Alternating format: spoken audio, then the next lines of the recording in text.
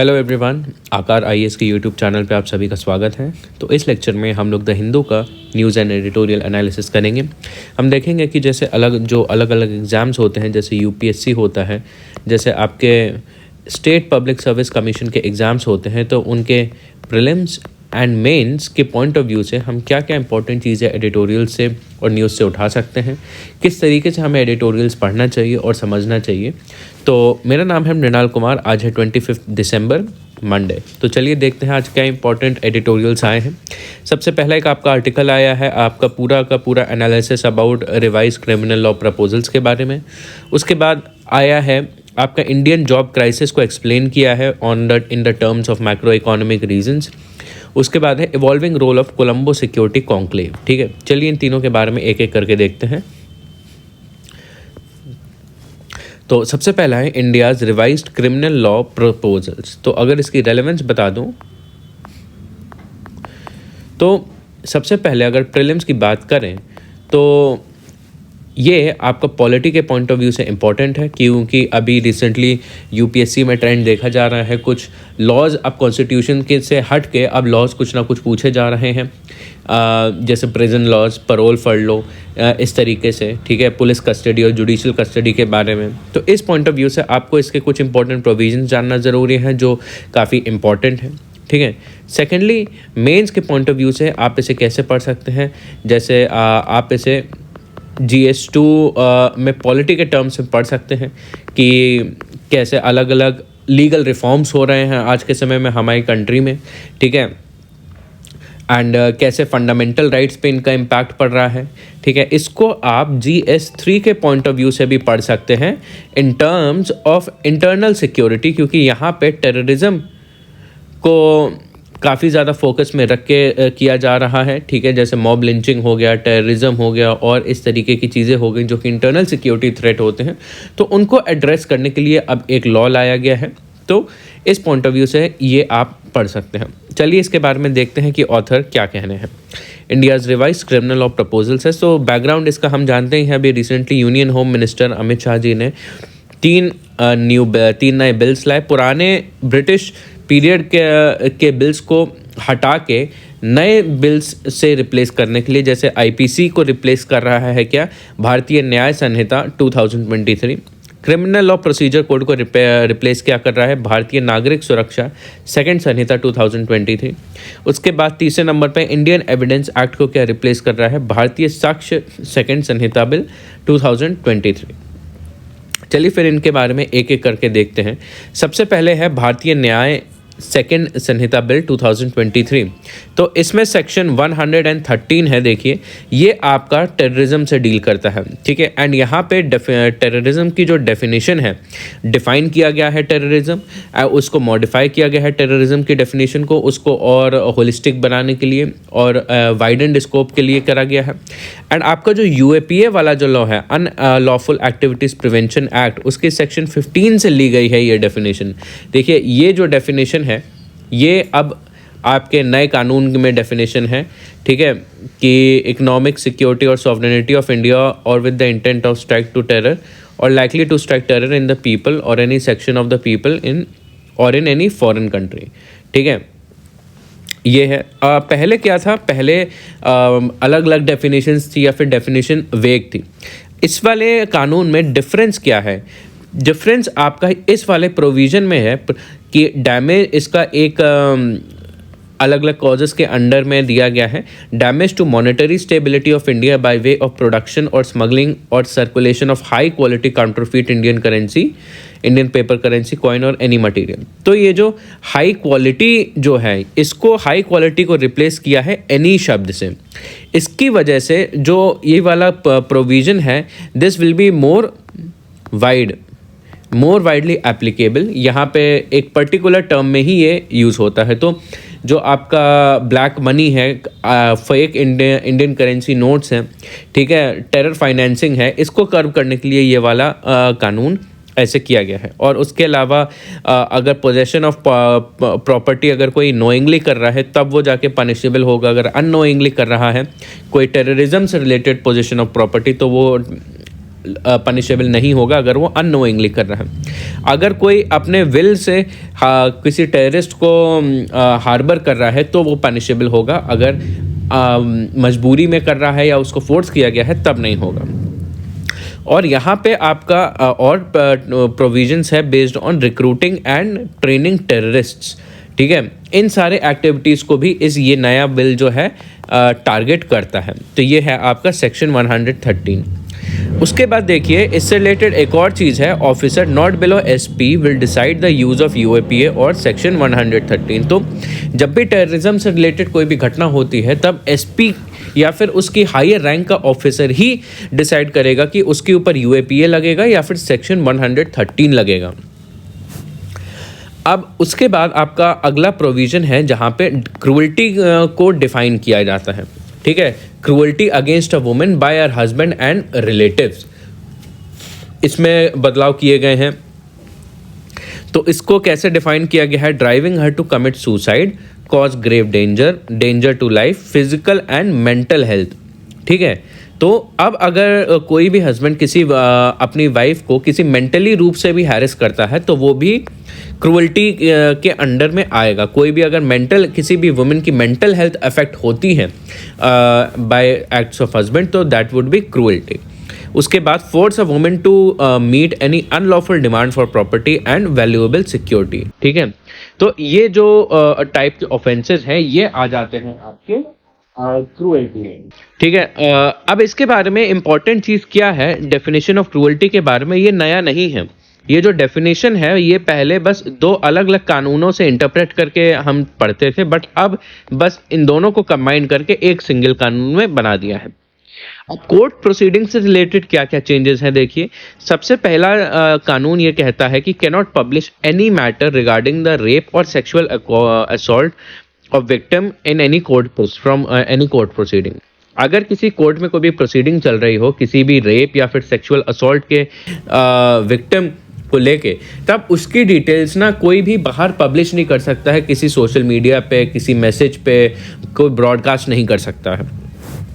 और आपके नए टर्म्स इसमें लाए गए हैं। तो पहले आपका एक टर्म था लूनेसी, मेंटल रिटार्डेडनेस, एक जैसे पागलपन हो गया, ठीक है, या फिर जो मेंटली इल पीपल होते हैं तो उनको लेके पहले ये शब्द यूज़ किए जाते थे, ठीक है। ये एक टाइप से डेरोगेटरी टर्म्स होते थे, उसको चेंज कर दिया है unsoundness of mind, mental illness और इंटेलेक्चुअल डिसेबिलिटी, ठीक है। तो एक टाइप से इनको और सिविलाइज्ड बना दिया गया है, इन कानूनों को थोड़ा और ह्यूमन सेंट्रिक बना दिया गया है आपके मेंटल इश्यूज़ को लेके। उसके बाद आता है आपका mob lynching and hate crimes को लेके। अब इनको पहली बार इन दोनों क्राइम्स को सेपरेट कैटेगरी के तरह ट्रीट करते हैं, सेपरेट कैटेगरी ऑफ मर्डर की तरह ट्रीट करते हैं। पहले ये आपके जो कानून है जो कि मर्डर से डील करता था उसी के अंडर में इसको देखते थे, बट अब मॉब लिंचिंग से जो मर्डर होता है वो अलग डील किया जाएगा और हेट क्राइम से अलग। और कानून ये कहता है the offence dealt with cases where murder is committed by 5 or more persons acting in concert with one another on grounds of race, caste, community, sex, place of birth, language, personal belief or any other ground। ये है आपका mob lynching के लिए। उसके बाद एक चीज़ important यहाँ पे ध्यान में रखने वाली बात है कि यहाँ पे कौन कौन से रिकमेंडेशंस को इग्नोर करा है, कौन सी ऐसी रिकमेंडेशंस हैं जो अप्लाई नहीं करी गई हैं इन चीज़ों से रिलेटेड। सबसे पहली बात तो gender neutral provision to criminalise adultery. तो देखिए कुछ समय पहले सुप्रीम कोर्ट ने अडल्ट्री को डिक्रिमिनलाइज किया था ये कह के कि इससे वुमेन की ऑटोनॉमी पे उनकी इंडिपेंडेंस पे काफ़ी नेगेटिव इम्पैक्ट पड़ता है, बट ये कानून फिर से अडल्ट्री को सामने लाता है, लेकिन इसको जेंडर न्यूट्रल नहीं करता है, ठीक है। तो ये यहाँ पे एक रिकमेंडेशन की गई थी जिसको इग्नोर किया गया है। उसके बाद criminalization of non consensual sex between man, woman, trans persons and act of bestiality, ठीक है। तो जैसे रेप्स हो गए, नॉन कंसेंशुअल सेक्स में बिटवीन मैन हो गया, वुमेन हो गया, ट्रांस पर्सन्स हो गया, उसके ऊपर अभी इग्नोर कर दिया गया है उस प्रोविज़न को, ठीक है। अभी these are still oriented towards women. यहाँ पे जो मेन का एस्पेक्ट है, जो ट्रांसजेंडर्स का, ट्रांस पर्सन्स का एस्पेक्ट है, उसको इग्नोर कर दिया गया है, ठीक है। ये कह के इग्नोर किया है कि अगर ऐसा होता है जैसे ट्रांसजेंडर पर्सन्स के अगेंस्ट में होता है तो उनके प्रति सेक्शन 377 लागू किया जा सकता है। तो ये कुछ रिकमेंडेशंस थी जो कि इग्नोर कर दी गई हैं कानून में। उसके बाद पेटी ऑर्गेनाइज्ड क्राइम से रिलेटेड ये है कि अब इसकी और प्रिसाइज डेफिनेशन है, ठीक है, कि थेफ्ट में और वाइड कर दिया है और प्रॉपर्ली डिफाइन कर दिया है, जिसमें जैसे अब ट्रिक थेफ्ट भी आएगा, फ्रॉम व्हीकल होगा, ड्वेलिंग हाउस हो गया, बिजनेस प्रेमाइस हो गया, एटीएम हो गया, कार्ड स्कैमिंग हो गया। अब पहले थेफ्ट इतना वाइड नहीं था, बट अब थेफ्ट को और भी ज़्यादा वाइड बना दिया गया है, ठीक है। अब आता है भारतीय नागरिक सुरक्षा सेकेंड संहिता 2023। अब यहाँ पे सेक्शन 223 आता है जो कि आपका एक नया टाइप का पनिशमेंट लाता है, दैट इज कम्युनिटी सर्विस, ठीक है। कम्युनिटी सर्विस क्या होता है? Punishment that benefits the community would not be entitled to any remuneration.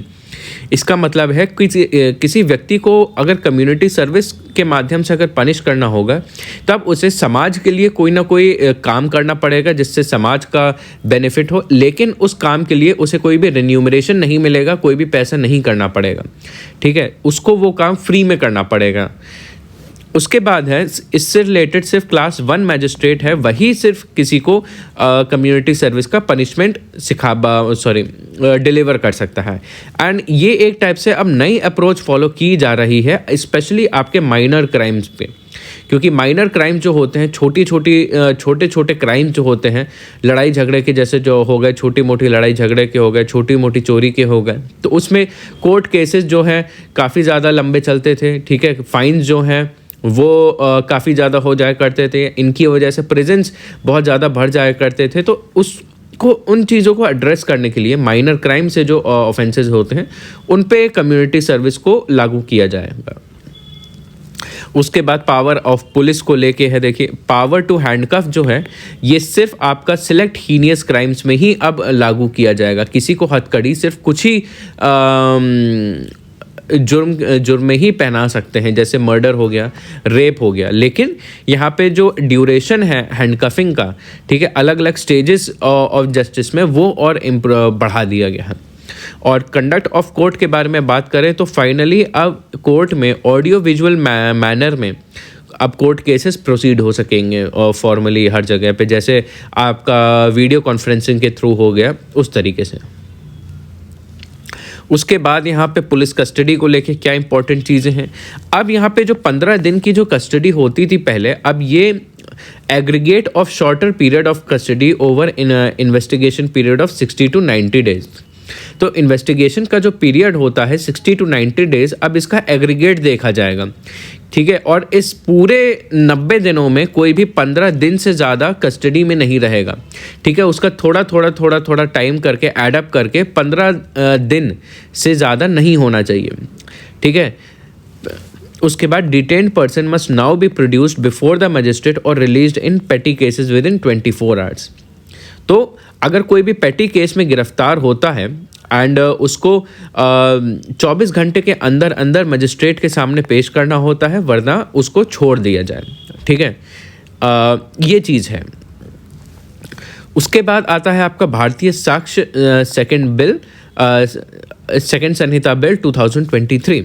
अब यहाँ पे चेंज क्या किया है कि अब इलेक्ट्रॉनिक एविडेंस जो है ये भी अब लीगली अलाउड है, लेकिन कुछ कंडीशंस के अंडर, जो कि कंडीशंस आपकी सेक्शन 63 में दे रखी हैं, ठीक है। अब देखिए इससे रिलेटेड एग्जिस्टिंग कंसर्न्स क्या हैं, इससे रिलेटेड क्या चिंता के विषय हैं। सबसे पहली बात तो criminalisation of wide police power that increase the state control. तो पुलिस से संबंधित कुछ ऐसी चीज़ें हैं, उनके जो हाई लेवल ऑफ पावर्स हैं उनसे रिलेटेड कुछ इश्यूज़ हैं जो कि स्टेट कंट्रोल को बढ़ाते हैं। पुलिस की पावर्स को लेके काफ़ी इश्यूज हैं, जैसे पुलिस कस्टडी जो है पहले 15 दिन तक की होती थी, अब ये बढ़ के टोटल 15 दिन over the period of 60 to 90 days हो गई। तो इससे जो लोगों की सिविल लिबर्टी है, पब्लिक की जो सिविल लिबर्टी है, उस पर बहुत गहरा प्रभाव पड़ता है। जो लोगों का फ्रीडम है, फ्रीडम ऑफ स्पीच हो गया, मूवमेंट हो गया, रिजाइड हो गया, ये काफ़ी इम्पैक्ट होता है। उसके बाद इसमें आता है रिस्क ऑफ पुलिस एक्सेस, ठीक है, क्योंकि जुडिशियल का अगर आप पुलिस कस्टडी ज़्यादा रखेंगे तो डर रहता है कि ज़्यादा समय तक रखे रहेंगे तो उसका मिसयूज़ होने का काफ़ी ज़्यादा चांसेस हैं, कस्टोडियल टॉर्चर्स के काफ़ी ज़्यादा इशूज आते हैं। तो ये एक टाइप से कंसर्न बताया जा रहा है। तो ये हो गया आपका फर्स्ट आर्टिकल, फर्स्ट एडिटोरियल। उसके बाद आता है India's job crisis, macro economic reasons. तो अगर इसकी रेलेवेंस देखें तो अगर प्रीलिम्स में देखें तो इकोनॉमी में एम्प्लॉयमेंट से रिलेटेड क्या क्या स्टेटस हैं, क्या क्या स्टैट्स हैं, ठीक है, क्या क्या ट्रेंड्स हैं, ठीक है, क्या क्या डेफिनेशंस हैं, ठीक है, और क्या क्या कॉन्सेप्ट्स हैं, ठीक है, कि जीडीपी इंक्रीज होगा तो किन किन फैक्टर पे प्रभाव पड़ेगा, फिर उनका एक एम्प्लॉयमेंट पे कैसे प्रभाव पड़ेगा, ठीक है, अगर एम्प्लॉयमेंट बढ़ता है तो इंडिया के ग्रोथ में किस तरीके से फ़र्क आता है। तो इस तरीके के आपके जो थोड़े कॉन्सेप्चुअल चीज़ें हैं वो आपके लिए जानना ज़रूरी है। एंड सेकेंडली अगर मेंस के पॉइंट ऑफ व्यू से बात करें तो आपका ये प्योरली GS3 या आपका जो इकोनॉमिक डेवलपमेंट है, इकोनॉमिक डेवलपमेंट है, उसमें आपका अनएम्प्लॉयमेंट जैसे जो इश्यूज होते हैं, इश्यूज हो गया जैसे बहुत बड़ा इशू हो गया अनएम्प्लॉयमेंट, तो उससे रिलेटेड जो पूरी की पूरी थ्योरी है वो आपको आनी चाहिए। क्या आपके इश्यूज चल रहे हैं अनएम्प्लॉयमेंट में एंड क्या क्या सल्यूशंस हो सकते हैं एंड क्या क्या गवर्नमेंट इनिशिएटिव्स ले रही है एंड उन इनिशिएटिव्स का भी एनालिसिस। एंड लास्टली कैसे हम अपनी कंट्री में जॉब क्राइसिस हो गया, अनएम्प्लॉयमेंट हो गया, उसको टैकल कर सकते हैं। ये सारी चीज़ें टैकल कर सकते हैं bye means of way forwards. ये इस पॉइंट ऑफ व्यू से आपको इस पूरे आर्टिकल को पढ़ने की ज़रूरत है। तो चलिए मैं समझाता हूँ इस आर्टिकल में क्या क्या बातें करी हैं। तो इस वाले आर्टिकल में India job crisis the macro economic reasons, इस पूरे आर्टिकल में काफ़ी थियोरेटिकल एंड कंसेप्चुअल वे में इन ऑथर ने चीज़ें समझाई हैं। तो मैं चाहूँगा कि इस पे आप थोड़ा और ध्यान से देखें क्योंकि इसमें काफ़ी समझने वाली चीज़ें हैं। तो बैकग्राउंड क्या है इस पूरे आर्टिकल का कि इंडिया, ऐसा ऑथर बता रहे हैं कि इंडिया आगे आने वाले समय में एक जॉब क्राइसिस की तरफ बढ़ रहा है। अब इसके क्या क्या रीजंस होते हैं, आपके मैक्रो इकोनॉमिक रीजंस क्या क्या हो सकते हैं। तो उन्होंने कुछ रीजंस के बारे में बात करी है, जैसे लो लेबर डिमांड, ठीक है, लो लेबर डिमांड मतलब लोगों की ही जो काम करने योग्य लोग हैं, ठीक है, जो लेबर हैं उनकी ही डिमांड कम है जॉब्स में। उसके बाद जॉबलेस ग्रोथ के बारे में बात करी, हम देखेंगे जॉबलेस ग्रोथ क्या है और क्यों हो रही है। उसके बाद है हमारा ओवरऑल जो पॉलिसी फ्रेमवर्क है, कहीं ना कहीं कुछ ना कुछ उनमें ही इश्यूज हैं। तो सबसे पहले symptoms of low labour demand, ये बताया जा रहा है कि इंडिया में जो लेबर की आगे के समय में लेबर की जो डिमांड है, ठीक है, वही कम होती जा रही है। तो देखिए सबसे पहले यहाँ पे बताया है कि इसको जानने से पहले हमें जानना पड़ेगा कितने टाइप के अनएम्प्लॉयमेंट होते हैं इंडिया में, कितने टाइप के एम्प्लॉयमेंट है मोस्टली। देखिए एक है आपका वेज एम्प्लॉयमेंट, दूसरा है आपका सेल्फ एम्प्लॉयमेंट, ठीक है। वेज एम्प्लॉयमेंट क्या है, जहाँ पे लोग किसी ऑर्गेनाइजेशन में काम करते हैं या किसी एक हायर अथॉरिटी के अंडर में काम करते हैं और उनसे वेज लेते हैं, ठीक है, उनसे सैलरी लेते हैं, ठीक है, based upon the labour demand and purpose of profit, ठीक है। जहाँ पे कोई ना कोई प्रॉफिट मोटिव होता है तो वहाँ पे कोई ऑर्गेनाइजेशन होती है, कॉरपोरेट होती है, वो होता है आपका वेज एम्प्लॉयमेंट। और दूसरी तरफ होता है सेल्फ एम्प्लॉयमेंट। सेल्फ एम्प्लॉयमेंट मतलब जैसे आपके कैजुअल वर्कर्स होते हैं या फिर जो खुद एक इकोनॉमिक वेंचर रन करते हैं अकेले, ठीक है, खुद ही वर्क करते हैं, उसमें ये दो टाइप के एम्प्लॉयमेंट होते हैं, ठीक है। अब जो वेज एम्प्लॉयमेंट होता है इसके भी दो टाइप्स होते हैं। देखिए एक तो वेज लेबर होता है इसमें और जॉब्स होते हैं। इस तरीके की वेज एम्प्लॉयमेंट के अंडर दो टाइप के वर्क्स होते हैं। तो वेज लेबर क्या होता है, all form of labour including corporate job and others, ठीक है। सारे के सारे लेबरर्स इसमें इन्वॉल्व हैं। That includes daily veg labourers, construction labourers, MNREGA labourers, ठीक है, गवर्नमेंट सर्वेंट्स या फिर कॉरपोरेट वर्कर्स जो होते हैं, कॉरपोरेट लेबर जो होते हैं वो होते हैं। तो कोई भी व्यक्ति जो अपने काम से क्या कहते हैं कोई ना कुछ वेज या फिर सैलरी अर्न कर रहा है, इसमें हर कोई इसमें इंक्लूड होता है। लेकिन जॉब्स को हम कैसे डिफाइन करते हैं? They are better paid and they have regular wage, ठीक है। अब देखिए, जैसे एक कंस्ट्रक्शन वर्कर को कंपेयर करें और एक एमएनसी में काम करने वाले वर्कर को कंपेयर करें, तो देखिए कंस्ट्रक्शन वर्कर जो है, सबसे पहली बात तो वो दूसरे के मुकाबले कम कमाता है बहुत, और दूसरे के मुकाबले उसकी इनकम जो है रेगुलर नहीं होती है। इसी तरीके से जो एग्रीकल्चरल लेबरर होता है, ठीक है, उसकी इनकम जो है क्रॉप पे डिपेंड करती है, एंड जो रेगुलरिटी की बात करें तो वो भी बहुत फ्लक्चुएट होता है, ठीक है। तो जॉब इससे डिफरेंट कैसे होती है? वेज लेबरर्स जो कि बेटर पेड होते हैं एंड उनकी रेगुलर वेज होती है, वो जो होते हैं उनका एम्प्लॉयमेंट जॉब कहते हैं उसे, ठीक है। इंडिया में इसी टाइप के एम्प्लॉयमेंट की शॉर्टेज होती जा रही है। क्यों होती जा रही है? क्योंकि जॉब्स में लेबर डिमांड जो है, कंपनीज जो हैं, बड़े बड़े एमएनसीज हैं या जो स्टार्टअप्स हैं, कंपनीज हैं, ठीक है, यहाँ पे लोगों की ही डिमांड, वर्कर्स की डिमांड यहाँ पे कम होती जा रही है। तो अब इसके बारे में आगे समझते हैं। तो देखिए, इंडियन इकोनॉमी में अगर ओवरऑल देखें, ऑथर कहते हैं 2 तरीके के अनएम्प्लॉयमेंट है हमारी कंट्री में, ठीक है। सबसे पहली बात तो ओपन अनएम्प्लॉयमेंट है। They are out of the job seekers, ठीक है, out of the work job seeker, जो कोई नौकरी नहीं करते हैं but they are actively searching for the job. उसके बाद में होता है इनफॉर्मल एम्प्लॉयमेंट होता है। देखिए, इनफॉर्मल एम्प्लॉयमेंट में आते हैं आपके सेल्फ एम्प्लॉयड और कैजुअल लेबर, ठीक है। इनफॉर्मल एम्प्लॉयमेंट को हम लोग डिस्गाइज्ड अनएम्प्लॉयमेंट भी कहते हैं, जिसमें बहुत कम लेबर प्रोडक्टिविटी है। देखिए, डिस्गाइज्ड लेबर का एग्जाम्पल आप इस तरीके से समझ सकते हैं कि जैसे मान लीजिए 10 हेक्टेयर की एक गांव की ज़मीन है जिसमें खेती होनी है, एंड उसमें अगर 10 लोग काम करें तो एक बहुत अच्छा ऑप्टिमल आउटपुट देंगे, ठीक है। 10 लोग बहुत अच्छे से वहाँ पे काम करेंगे एंड अच्छी इनकम भी अर्न करेंगे उससे।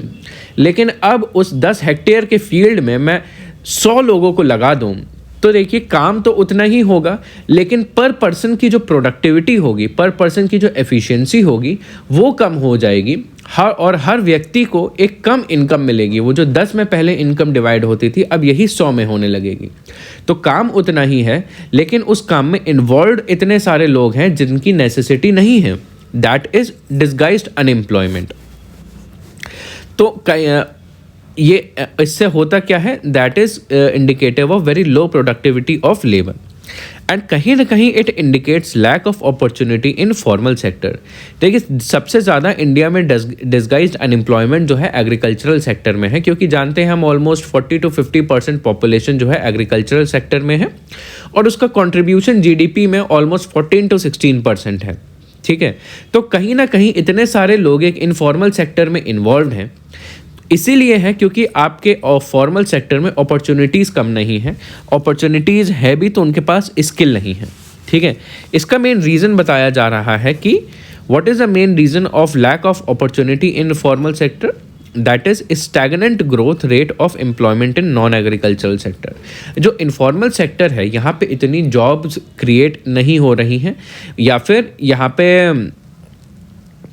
जो एम्प्लॉयमेंट है वो सफिशिएंटली जनरेट नहीं हो पा रहा है, ठीक है। तो रीज़न क्या है? अब इसका reason of low labour demand in the formal sector, ठीक है। तो देखिए, जो labour demand in formal non agricultural sector जो है वो किन फैक्टर्स पे डिपेंड करती है? 2 मेन फैक्टर्स पे डिपेंड करती है। सबसे पहला है amount of profit made by firms, ठीक है। अगर इन जो फर्म्स है अलग अलग, उनकी डिमांड, उनके प्रोडक्ट्स की डिमांड बढ़ती है, ठीक है, उनके पास प्रॉफिट और ज़्यादा होता है, उनकी फाइनेंशियल कैपेसिटी बढ़ जाती है, तब वो बिज़नेस अपना एक्सपैंड करने की कोशिश करते हैं, ठीक है। अब बिज़नेस जब एक्सपैंड करेंगे तब उन लोगों को और मैन पावर की ज़रूरत पड़ेगी, तब और ह्यूमन रिसोर्स की ज़रूरत पड़ेगी, ठीक है। इसका मतलब ह्यूमन रिसोर्स की डिमांड यहाँ पे बढ़ रही है, और अगर डिमांड यहाँ पे ज़्यादा बढ़ेगी तो लेबर को वो लोग और ज़्यादा रिक्रूट करेंगे, तो इसकी वजह से जो लेबर डिमांड है वो इंक्रीज़ हो जाती है। एक तो ये वाला फैक्टर है based upon the profit and output. दूसरा फैक्टर है आपका लेवल ऑफ टेक्नोलॉजी। किसी भी फॉर्मल नॉन एग्रीकल्चरल सेक्टर में technology decides how many workers need to produce similar output.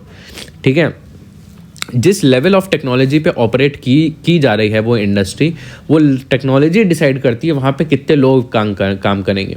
कि जैसे मान लीजिए एक रेलवे इंजन की फैक्ट्री है या फिर एक कार मैन्युफैक्चरिंग फैक्ट्री है। ठीक है, पहले के ज़माने में क्या होता था, एक असेंबली लाइन होती थी। ठीक है, और वहाँ पे 100 वर्कर्स काम करते थे, 100 नहीं तो 200 वर्कर्स काम करते थे। हर कोई अपना छोटा छोटा रोल प्ले करता था और कार को मैन्युफैक्चर करता था, असेंबल करते थे। आज के समय में क्या हो रहा है, वो असेंबली लाइंस के जो वर्कर्स हैं, देखिए अब आज के समय में टेक्नोलॉजी आ गई है, जैसे रोबोट्स की टेक्नोलॉजी आ गई है, सारी चीज़ों का ऑटोमेशन हो रहा है। ठीक है, आपके ड्रोन्स आ गए हैं। ठीक है, आपके आर्टिफिशियल इंटेलिजेंस आ रहे हैं। तो ऑटोमोबाइल फैक्ट्रीज़ में क्या हो रहा है कि असेंबली का काम जो है वो पूरा का पूरा अब मशीन्स कर रही हैं। तो कहीं ना कहीं आज के समय की लेटेस्ट टेक्नोलॉजी ने, लेटेस्ट मशीन ने लोगों को रिप्लेस कर दिया है। तो इस तरीके से टेक्नोलॉजी डिसाइड करती है कि किसी भी इंडस्ट्री में कितने लेबर की ज़रूरत पड़ेगी। तो देखिए, अगर किसी भी फर्म में लेबर सेविंग टेक्नोलॉजी को अगर यूज़ करते हैं तो ऑब्वियस सी बात है वो कंपनी जो है, वो फैक्ट्री, वो इंडस्ट्री और कम लोगों को डिमांड करेगी, क्योंकि उसका सारा डिमांड जो है टेक्नोलॉजी फुलफिल कर रही है। तो देखिए, ये फैक्टर्स हैं आपके। अब अगर हम ओवरऑल इकोनॉमिक पॉलिसी के बारे में बात करें तो देखिए 2 बेसिस होते हैं उसके, जिन बेसिस पे इकोनॉमिक पॉलिसी आधारित होती है। एक तो आउटपुट ग्रोथ और दूसरा लेवल ऑफ आउटपुट। जो आउटपुट ग्रोथ है, ठीक है, किस लेवल पे हमारा आउटपुट यानी ग्रॉस वैल्यू एडिशन हो गया या फिर ग्रॉस डोमेस्टिक प्रोडक्ट हो गया, किस लेवल पे ये इंक्रीज हो रहा है, हर साल कितने दर पे ये पिछले साल के मुकाबले बढ़ रहा है, उसे आउटपुट ग्रोथ कहते हैं। और यही आपका इकोनॉमिक पॉलिसी का एक फैक्टर होता है, एक पैरामीटर ऑफ मेजरमेंट होता है, और इसको ज़्यादा फेवर किया जाता है इकोनॉमिक पॉलिसी में। एंड जब हम ग्रोथ के बेसिस पे सारे पैरामीटर देखते हैं, कितने बेसिस पे, कितने लेवल पे चीज़ें कितनी बढ़ोतरी हो रही है, ना कि कितना है पहले से, तो वो बाकी फैक्टर्स में आपका एम्प्लॉयमेंट ग्रोथ पॉलिसीज़ भी आती हैं। ठीक है, एम्प्लॉयमेंट को फिर हम जब देखते हैं, हम ये नहीं देखते कितना एम्प्लॉयमेंट है, हम ये देखते हैं कितने लेवल पे एम्प्लॉयमेंट ग्रो कर रहा है, एम्प्लॉयमेंट ग्रोथ रेट। तो एम्प्लॉयमेंट ग्रोथ रेट जो है 2 फैक्टर पे ये इन टर्न डिपेंड करता है। देखिए, ये डिपेंड करता है आउटपुट ग्रोथ रेट।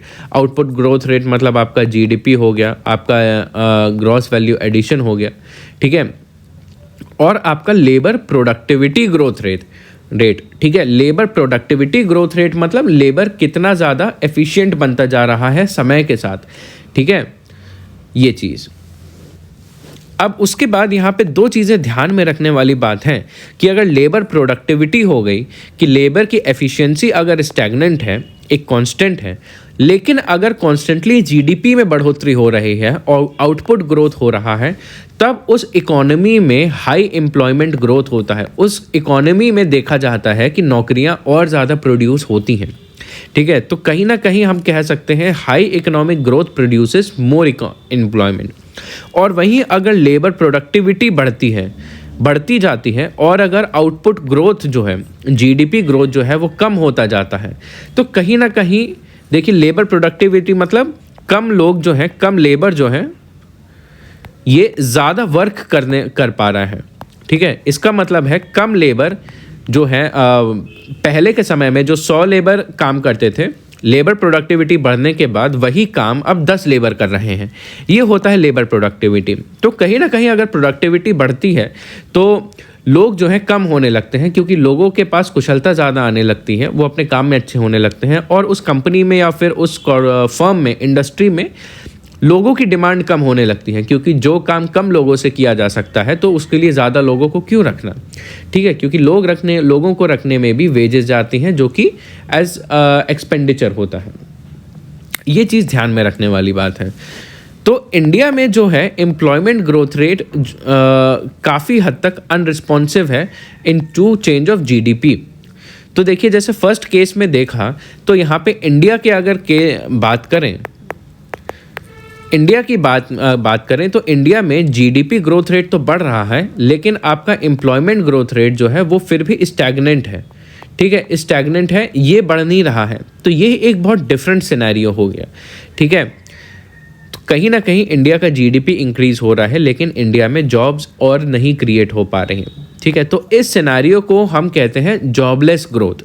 ठीक है, जब ये तो देखे कि कंट्री में ग्रोथ हो रही है, इंफ्रास्ट्रक्चर बन रहा है, ठीक है, लेकिन लोग फिर भी बेरोजगार हैं, ये होता है आपका लोग जॉबलेस हैं, कंट्री फिर भी आगे बढ़ रही है। अगर आप इसके बारे में सोचें तो ये तभी पॉसिबल होता है अक्सर जब जो ग्रोथ जब होती है, जब वो ओनली इन फ्यू सेक्टर्स।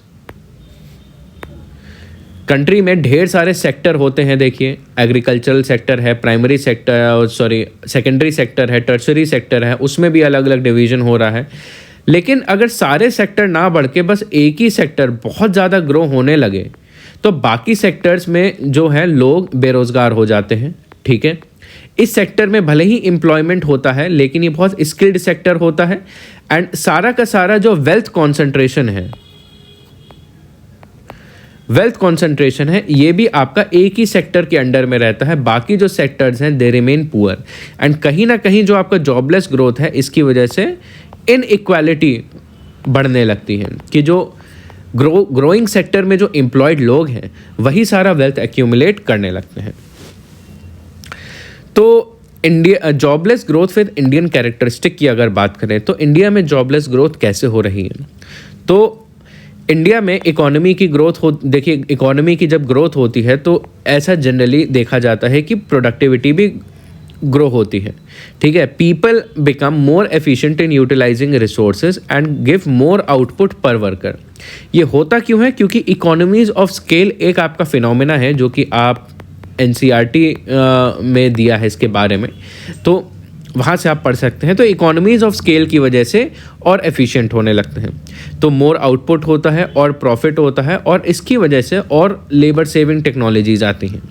ठीक है, तो कहीं ना कहीं जब इकोनॉमी ग्रो होती है तब कहीं ना कहीं देखा जाता है कि टेक्नोलॉजी को अडॉप्ट किया जाता है एंड लेबर की डिमांड कम होती है। और अब जॉबलेस ग्रोथ की बात करें तो इसमें दो एस्पेक्ट आते हैं, responsiveness of labour productivity to output growth. जब ये वीक हो, ठीक है, जब वीक होता है और लेबर प्रोडक्टिविटी आउटपुट ग्रोथ कि जब जीडीपी बढ़े लेकिन जब आपका लेबर प्रोडक्टिविटी ना बढ़े तब क्या होता है, क्यों होता है? ड्यू टू ऑटोमेशन एंड इसमें फिर लेबर सेविंग टेक्नोलॉजीज लाई जाती हैं। इसका सोल्यूशन क्या होता है? मोर इकोनॉमिक ग्रोथ फॉर एम्प्लॉयमेंट। और दूसरा जो केस है, देखिए जो इंडिया में जो हो रहा है, responsiveness to labour productivity to output growth जो है काफ़ी ज़्यादा हाई है। ठीक है, जब एक जीडीपी ग्रोथ के साथ लेबर प्रोडक्टिविटी इंडिया में बढ़ती जा रही है, ठीक है, कुछ सेक्टर्स के लोग जो है वो काफ़ी ज़्यादा प्रोग्रेस कर रहे हैं, बाकियों के मुकाबले वो बहुत ज़्यादा प्रोडक्टिव बन रहे हैं, तब यहाँ पे जो टेक्नोलॉजी की वजह से अनएम्प्लॉयमेंट होने लगता है ना, वो आपके आउटपुट ग्रोथ में जो एम्प्लॉयमेंट क्रिएट होता है उससे मैच नहीं कर पाता। कहने का मतलब है जो जॉब लॉस होता है, lack of job creation is much higher than creation of job due to this factor. यहाँ पे improving of GDP growth rate काफ़ी नहीं होता है। ठीक है, तो यहाँ पे अगला एस्पेक्ट आता है मैक्रो इकोनॉमिक पॉलिसी फ्रेमवर्क का। ठीक है, तो यहाँ पे थोड़ा एक हिस्टोरिकल एंगल के बारे में बात करी है कि जनरली देखा गया है कीनीसियन इकोनॉमीज़ में कि demand acts as a constraint on employment. ठीक है, हमारी फिस्कल पॉलिसी में जनरली क्या सोच रखा, मतलब क्या अजम्पशन है कि हम लोग इस बेसिस पे चलते थे कि अगर हम लोग आउटपुट ग्रोथ करेंगे तो हमारा लेबर प्रोडक्टिविटी इस तरीके से रहेगा कि हमारा लेबर डिमांड बढ़ेगा।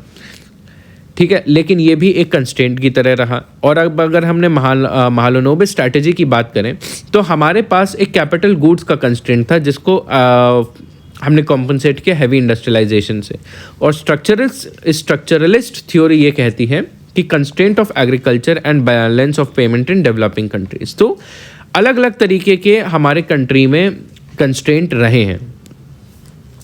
ठीक है, एंड इस चीज़ को लेके, कंस्ट्रेंट्स को लेके हमेशा से डिबेट रही है from 1970s to 1990s, and it continued with increasing output, ठीक है, in non agricultural sector to improve employment. और आज के समय में देखें, एम्प्लॉयमेंट चैलेंज एक एग्जिस्ट करता है that cannot be solved only with increasing the GDP growth, ठीक है, we need a separate policy of employment, ठीक है। तो यहाँ पे हम आ गए सोल्यूशन की तरफ। अभी तक हम प्रॉब्लम के बारे में डिस्कस कर रहे थे कि हमारे कंट्री में क्यों जॉबलेस ग्रोथ हो रहा है, क्यों लेबर डिमांड कम है, क्यों लेबर प्रोडक्टिविटी कम है, ठीक है। उसके लिए क्या सोल्यूशन है, एक सेपरेट पॉलिसी ऑफ एम्प्लॉयमेंट। इस पॉलिसी के दो साइड होने चाहिए, एक तो डिमांड साइड होना चाहिए, सप्लाई साइड। डिमांड साइड में सबसे पहली बात तो और जॉब क्रिएट होनी चाहिए हमारी कंट्री में। और सप्लाई साइड की बात करें तो यहाँ पे सप्लाई साइड का क्या मतलब हुआ कि हम इंडिया में क्या हो रहा है, धीरे धीरे ऑटोमेशन हो रहा है, जिसकी वजह से स्किल्ड वर्क ऑटोमेशन इंडिया में क्यों हो रहा है, क्योंकि हमारे कंट्री में स्किल्ड वर्कफोर्स इसकी कमी है, एक टाइप से कंस्ट्रेंट है। तो एक कंस्ट्रेंट का क्या सोल्यूशन निकाल सकते हैं, improve the quality of workforce by improving health care, education and skill gap, ठीक है। ये इसका एक इम्पॉर्टेंट सोल्यूशन बताया जा रहा है। और हमारे कंट्री में एम्प्लॉयमेंट इशू को एड्रेस करने के लिए हमें अपनी मैक्रो इकोनॉमिक पॉलिसीज़ को रिस्ट्रक्चर करना पड़ेगा। ये है आपका पूरा सेकंड आर्टिकल। ये थोड़ा कॉम्प्लेक्स है, तो कोशिश करिएगा इसको एक बार फिर से देखिएगा एंड कोशिश करिएगा इसके जो टर्मिनोलॉजीज़ हैं उनको समझने की। चलिए हम आते हैं अपने अलग टॉपिक पे, the evolving role of Colombo security conclave. तो इसकी अगर रेलेवेंस की अगर बात करें तो प्रीलिम्स में देखिए, प्रीलिम्स में आपके किस तरीके से इसको पढ़ सकते हैं, जो कोलंबो सिक्योरिटी कॉन्क्लेव है इसके क्या क्या मेंबर्स हैं, ठीक है, इस तरीके से आप इन चीज़ों को पढ़ सकते हैं, इसका क्या रोल है, ठीक है, क्या इससे रिलेटेड इश्यूज़ हैं। इश्यूज़ तो होते नहीं, बट अगर हम मेंस की अगर बात करें तो ये ज़्यादा मेंस ओरिएंटेड टॉपिक है। सबसे पहली बात तो ये GS2 के टर्म्स में आप इसे पढ़ सकते हैं, in terms of internal security, ठीक है, effect of policies of developed and developing nation and other multilateral bodies जो होती हैं उसके बारे में, और इंडिया एंड नेबरहुड रिलेशन के बारे में आप इसको पढ़ सकते हैं इंटरनेशनल रिलेशन में। एंड अगर हम GS3 की बात करें तो यहाँ पे इंटरनल सिक्योरिटी के टर्म्स में भी बात कर सकते हैं, specially in terms of maritime security, ठीक है। एंड कहीं ना कहीं कोलंबो सिक्योरिटी कॉन्क्लेव जो है और मल्टीपल एस्पेक्ट्स के बारे में बात करता है, तो आप इन्हें और जगहों पे भी मेंशन कर सकते हैं। तो बट ये दोनों चीज़ें सिलेबस के टॉपिक्स के अंडर कोलंबो सिक्योरिटी कॉन्क्लेव आता है। तो चलिए इसके बारे में हम देखते हैं कि क्या है ये evolving role of Colombo security conclave, sorry. तो बैकग्राउंड में देखिए, दिसंबर में अभी इंडियाज़ नेशनल सिक्योरिटी एडवाइज़र जो हैं वो कोलंबो सिक्योरिटी कॉन्क्लेव में मीटिंग अटेंड करने गए। उसमें रिव्यू किया गया अबाउट क्या रीसेंट डेवलपमेंट्स हुए हैं और क्या 2024 के लिए रोड मैप हो सकता है। इसके कौन कौन से मेंबर्स हैं, देखिए ये आपका प्री ओरिएंटेड टॉपिक है, ठीक है। इसमें पूछे जा सकते हैं कौन मेंबर्स हैं। सबसे पहले Mauritius, Sri Lanka, Maldives and India. And दो ऑब्जर्वर नेशन है कौन कौन से, बांग्लादेश एंड सेशल्स। ये ध्यान में रखिएगा, इनसे रिलेटेड आपके डायरेक्ट क्वेश्चंस आ सकते हैं। अब यहाँ पे बात करी है कि वैसे अगर मैं आपको ब्रीफली समझाऊं तो कोलंबो सिक्योरिटी कॉन्क्लेव क्या है, कि हम जानते हैं कि इंडियन ओशन है ये, ठीक है, यहाँ पे श्रीलंका है, यहाँ पे आपके बाकी कंट्रीज़ हैं, मॉरिशस है, ये है, एंड इंडिया है, यहाँ पे आपका बांग्लादेश है, इसी तरफ आपका सेशल्स है। तो इंडियन ओशन जो है एक बहुत बड़ा रीजन है, ठीक है, एंड इस रीजन में काफ़ी सारे इश्यूज़ आते हैं, मल्टीपल टाइप के इश्यूज़ आते हैं, आपके डिज़ास्टर इश्यूज़ आते हैं, ठीक है, आपके पावर बेस्ड इश्यूज़ आते हैं, आपके पायरेसी जैसे इश्यूज़ आते हैं, ठीक है, नेवी बेस्ड मिलिट्री इश्यूज़ आते हैं, ठीक है। तो और बाकी कंट्रीज़ में भी देखिए, कुछ कंट्रीज़ जो हैं एक ही रीजन को बिलोंग करती हैं, उनके कुछ इश्यूज़ भी कॉमन हैं, जैसे साइबर क्राइम। तो ये इन कंट्रीज़ ने, इंडियन ओशन के आसपास वाली कंट्रीज़ ने अपना एक अलग से मीटिंग करते हैं जिसका नाम होता है कोलंबो सिक्योरिटी कॉन्क्लेव। एंड यहाँ पे ये बस बात करते हैं कैसे हम अलग अलग एरियाज़ में अपना कोऑपरेशन बढ़ा सकते हैं। एंड वो कुछ एरियाज़ जो हैं वो फिक्स्ड होते हैं, ठीक है, कुछ पर्टिकुलर एरियाज़ ऑफ कोऑपरेशन है, अभी उसके बारे में भी हम डिस्कशन करेंगे। तो सबसे पहली बात तो कोलंबो सिक्योरिटी कॉन्क्लेव जो है इसका डायनेमिक्स अब बदल रहा है। देखिए 2011 में ये इस्टेब्लिश हुआ था only as a trilateral maritime security, ठीक है, आपके इंडियन ओशन में जो सिक्योरिटी है उसे प्रिजर्व करने के लिए ये स्टार्ट किया गया था।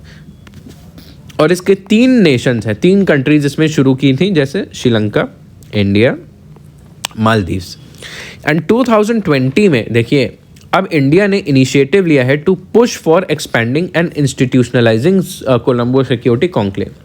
तो अभी तक तो ये एक एनुअल मीटिंग की तरह होती थी, लेकिन आज के समय में अब इंडिया इसे और प्रमोट कर रहा है, ठीक है, और कोशिश कर रहा है कि अब ये वाला जो कॉन्क्लेव है ये इंस्टीट्यूशनलाइज हो जाए, थोड़ा और स्टेबल बन जाए एंड इसकी और रेगुलर मीटिंग्स हो, इससे रिलेटेड और ज़्यादा एक सॉलिड स्ट्रक्चर हो इसका फ्रेमवर्क हो कोलंबो सिक्योरिटी कॉन्क्लेव का। एंड ये कहीं ना कहीं इंडिया का जो स्ट्रैटेजिक विजन है इंडियन ओशन में उसको दर्शाता है। क्योंकि हम जानते हैं इंडियन ओशन में अब बाकी कंट्रीज़ काफ़ी ज़्यादा इंटरेस्ट ले रही हैं। इंडो पैसिफिक पूरा सिनेरियो है जिसमें आपके अलग अलग कंट्रीज़ जैसे चाइना हो गया, ठीक है, यूनाइटेड स्टेट्स हो गया, साउथ कोरिया हो गया, जापान हो गया, ऑस्ट्रेलिया हो गया, ये सारी कंट्रीज़ बहुत ज़्यादा इंटरेस्ट ले रही हैं। तो इसलिए कहीं ना कहीं इंडिया को भी अपना इंटरेस्ट इसमें सिक्योर करना पड़ेगा, और इंडिया खुद इंडियन ओशन में आता है तो इंडिया के लिए ये इम्पॉर्टेंट बन जाता है। उसके बाद बात करी है कि इंडिया के लिए कोलंबो सिक्योरिटी कॉन्क्लेव अपॉर्चुनिटी की तरह कैसे है। तो इंडिया यहाँ पे अपनी लीडरशिप दिखा सकता है और जो सिक्योरिटी कोऑपरेशन है उसमें आगे प्रोग्रेस कर सकता है। इंडिया जो है अपनी नेवी की जो डिफेंस कैपेबिलिटीज़ हैं इधर कोऑपरेशन के माध्यम से इम्प्रूव कर सकता है, और अलग अलग कंट्रीज़ में इस रीजन में फर्स्ट रिस्पॉन्डर मतलब कोई भी घटना होती है तो सबसे पहले वहाँ पे पहुँचने वाला इंडिया है। तो इंडिया का role as a first responder in the region होता है। कोशिश कर रहा है कि इंडिया कोई भी घटना हो, कोई भी आपदा हो, सबसे पहले इंडिया रिस्पॉन्ड करे, क्योंकि कहीं ना कहीं इससे एक मैसेज जाता है कि इंडिया जो है दूसरे देशों का भी ख्याल रखना चाह रहा है। तो जैसे अवर्टेड कूप्स है, ठीक है, इंटरनल कॉन्फ्लिक्ट इंडिया ने अवॉइड करी है, डिज़ास्टर्स इंडिया ने रिस्पॉन्ड करे हैं फर्स्ट रिस्पॉन्डर, ह्यूमैनिटेरियन एड में इंडिया फर्स्ट रिस्पॉन्डर है, इकोनॉमिक सपोर्ट में भी इंडिया फर्स्ट रिस्पॉन्डर है। तो अगले पॉइंट के बारे में यहाँ पे बात होती है revival linked to China factor. तो जो हम देख रहे थे कि जो इंडिया का जो डायनेमिक्स है, जो इंडिया इसमें अब और इंटरेस्ट लेने लगा है, तो इंटरेस्ट पूछने वाली बात है क्यों लेने लगा है इंटरेस्ट, वो ये है क्योंकि यहाँ पे चाइना फैक्टर अब आने लगा है इंडियन ओशन में चाइना का इन्फ्लुएंस बढ़ने लगा है। तो इंडिया अब कोशिश कर रहा है बाकियों से कोऑपरेट करे चाइना को कंट्रोल करने के लिए। तो देखिए ईयर 2000 में चाइना ने फिर काफ़ी ज़्यादा इन्वेस्टमेंट करना शुरू कर दिया था इंडियन ओशन में। जैसे अभी हाल ही की बात करें तो अभी रिसेंट कंटेम्प्रेरी टाइम की बात करें तो बेल्ट एंड रोड इनिशिएटिव हो गया, controlling sea lines of communication हो गया, ठीक है, trying to limit India's presence. इन माध्यम से जो है चाइना इंटरफेरेंस करना चाह रहा है इंडियन ओशन में, एंड चाइना जो है अपनी नेवी कैपेसिटी बढ़ा रहा है, एंड जो इंडियन ओशन के आसपास के जो देश हैं, जो राष्ट्र हैं, उनके साथ जो डिफेंस टाइज है उनको इम्प्रूव कर रहा है, और उन कंट्रीज़ के साथ मैरीटाइम एक्सरसाइजेस भी कर रहा है। तो कहीं ना कहीं ये चीज़ दर्शाता है जो इंडिया चाहता है इंडिया का रोल हो इंडियन ओशन में, चाइना उसको चैलेंज कर रहा है, और चाइना खुद ऐसे स्टेप्स ले रहा है कि बाकी कंट्रीज़ चाइना के साथ अच्छे संबंध बनाएं। जैसे